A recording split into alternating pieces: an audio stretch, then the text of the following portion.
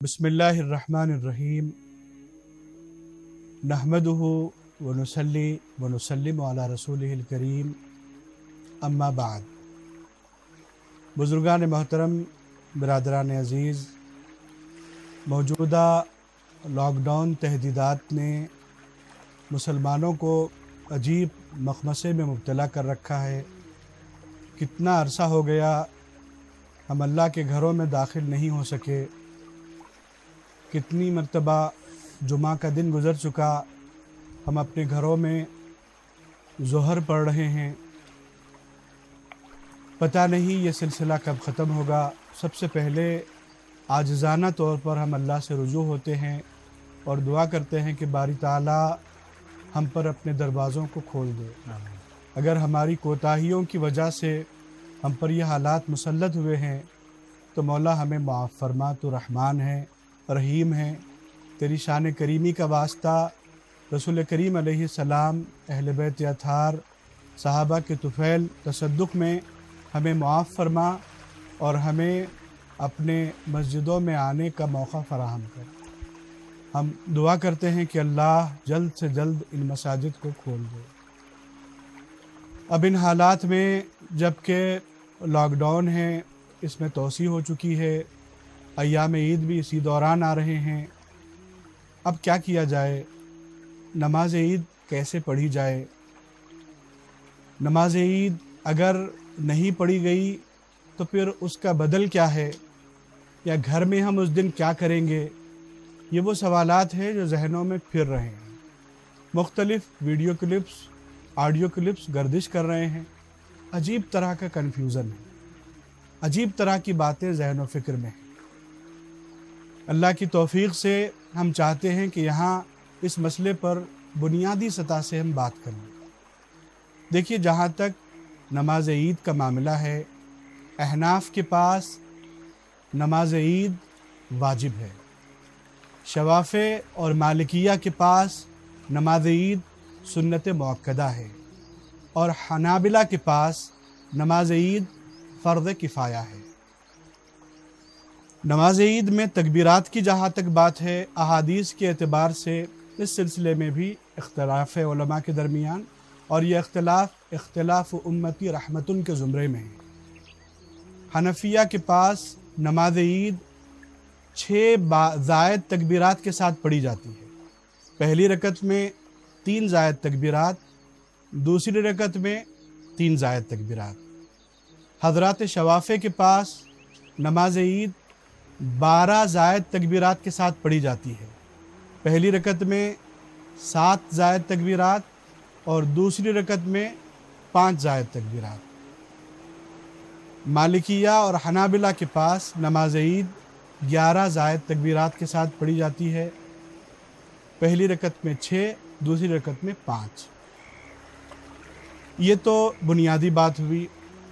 अब मसला ये है कि अहनाफ के पास नमाज ईद के लिए वही शराइत है जो जुमा के लिए शराइत है, और उसकी बुनियादी शर्त इज़्न आम है। इज़्न आम का मतलब यह है कि ईदगाह में अगर नमाज पढ़ी जा रही है तो सब लोग उसमें आ सकें, रास्ता खुला हो, कोई रुकावट ना हो।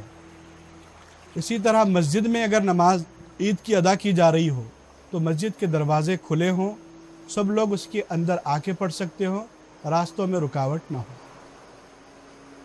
अब अगर ये सूरत हाल मौजूदा इज़्न आम की नहीं है तो अब क्या किया जाए? ज़ाहिर है कि इसमें मुख्तलिफ़ नुक्ते नज़र हैं। अहनाफ का नुक्ते नज़र अलग है, शवाफ़े का नुक्ते नज़र अलग है, मालिकिया, हनाबिला और दीगर फ़िक़्ह से वाबस्ता अहबाब का नुक्ते नज़र अलग है।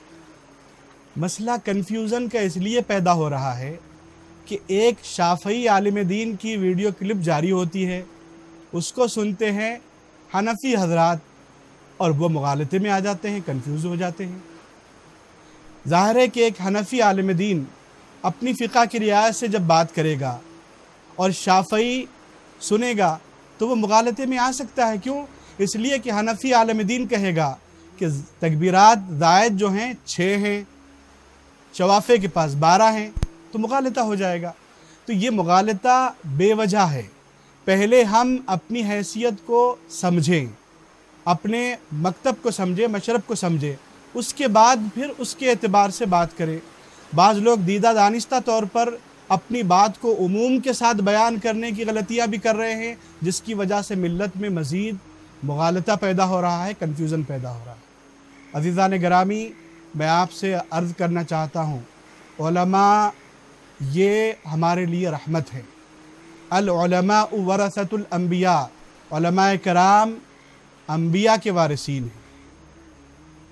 مفکر اسلام حضرت العلامہ مولانا مفتی خلیل احمد صاحب قبلہ شیخ الجامعہ جامع نظامیہ، مفتی اعظم حضرت العلامہ مولانا مفتی محمد عظیم الدین صاحب قبلہ مجدد اللہ العالی، بلند پایا عظیم شخصیتیں ہیں جنہوں نے فتویٰ دیا، بیان جاری کیا۔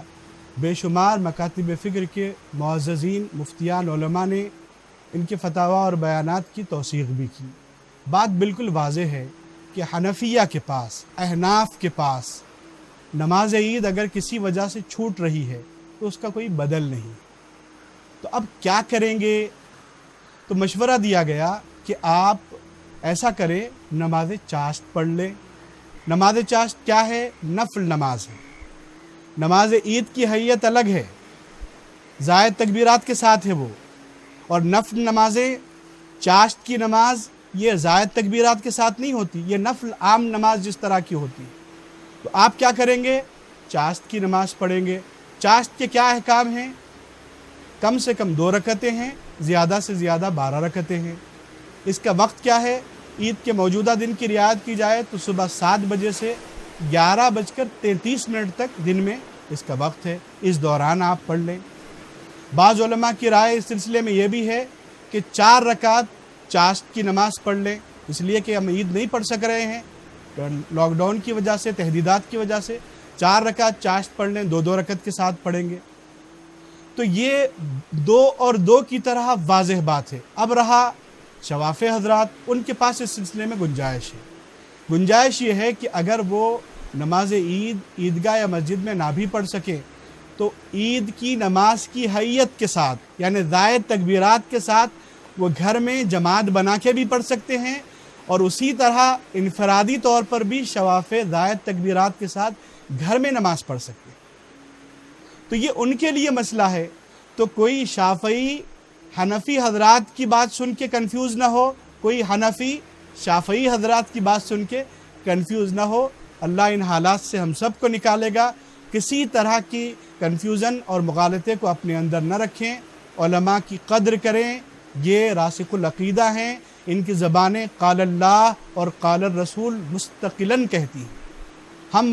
ہم تو دنیا کے کام کاج میں لگے رہتے ہیں، وقت آیا تو کچھ قال اللہ قال الرسول ہم نے کہا، لیکن جن بزرگوں اور جن مفتیان کرام کا میں نے تذکرہ کیا وہ ایسے عظیم بزرگ ہیں، ان کی راتیں شریعت کی حفاظت کی فکر میں بسر ہوتی ہے۔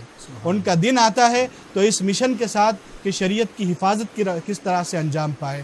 وہ عمر کی اس قدر بڑی برکتوں کے ساتھ ہیں، اس کے باوجود بھی وہ نوجوانوں سے زیادہ جد و جہد کرتے ہیں۔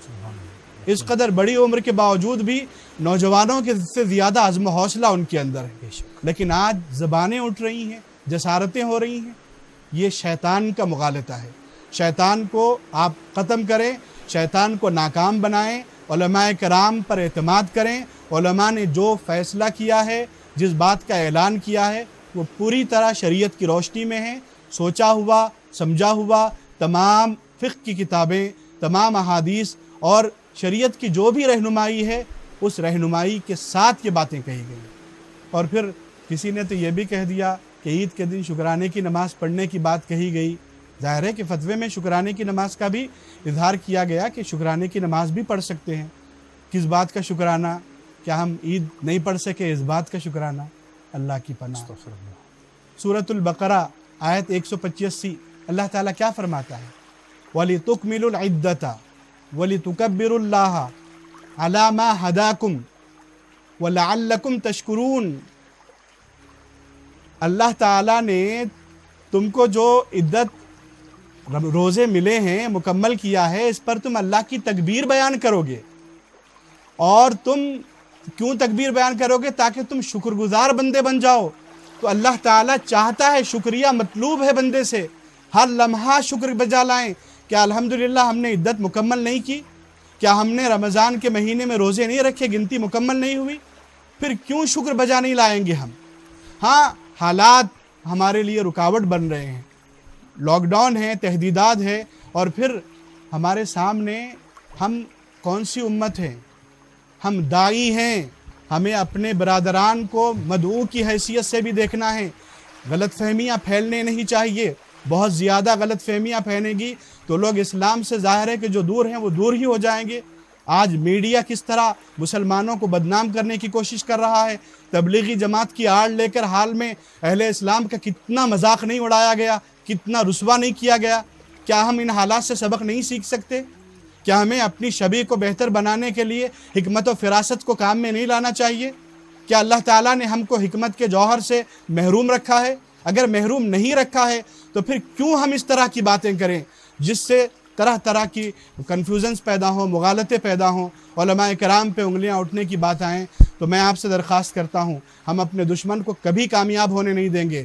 ہم اپنے دین کی حفاظت بھی کریں گے، اپنی حمیت کو بھی ہم برقرار رکھیں گے، اور آئندہ ہم اپنے تبلیغ کے مشن کو آگے بڑھانے کے لیے پوری کوشش بھی کریں گے کہ اسلام آفاق میں پھیلے، دین حق کی سچائی لوگوں کے دلوں تک اترے۔ اور اس بات کو ہم محسوس کرانے کے لیے ہم پر جو اللہ نے ذمہ داری عائد کی ہے، رسول کریم علیہ السلام نے کلکم مسئول فرمایا کہ اے مسلمان تم سب ذمہ دار ہو۔ ہم اپنی ذمہ داریوں کو پورا کرنے کا تہیہ کریں گے، ان نازک حالات کس سے نبردآزمہ ہو جائیں، صبر کے ساتھ، تحمل کے ساتھ علماء کا احترام کیجئے، ان کی ہدایات اور رہنمائی کے اعتبار سے اپنے معاملات کو طے کریے، اللہ ہمیں برکت بھی عطا فرمائے گا۔ لیکن گفتگو کا آغاز میں نے اس درخواست سے کی تھی کہ اللہ مسجدوں کے دروازوں کو کھول دے۔ اختتام پر بھی میں اللہ کی بارگاہ میں مسلمانوں کی نمائندگی کرتے ہوئے عاجزانہ طور پر دعا کرتا ہوں کہ اے اللہ مسجدوں کے دروازوں کو کھول دے، ہم تیری مسجدوں میں آ کے اپنی جبین کو جھکائیں، تیری تعریف بیان کریں، تیرے حبیب صلی اللہ علیہ وسلم پر درود شریف پڑھیں۔ اے اللہ یہ حالات ٹل جائیں، وبا ختم ہو جائے، پروردگار پورے انسانوں پر رحم فرما۔ نبی کریم علیہ السلام کے صدقے و طفیل میں اے اللہ تیری مساجد کھل جائیں، ہم نماز پڑھ سکے، اسلام کا ولولہ اور اسلام کی نیک نامی کے لیے ہم خوب کام کر سکے۔ وصلی اللہ تعالی علی خیر خلق اجمعین، والحمدللہ رب العالمین۔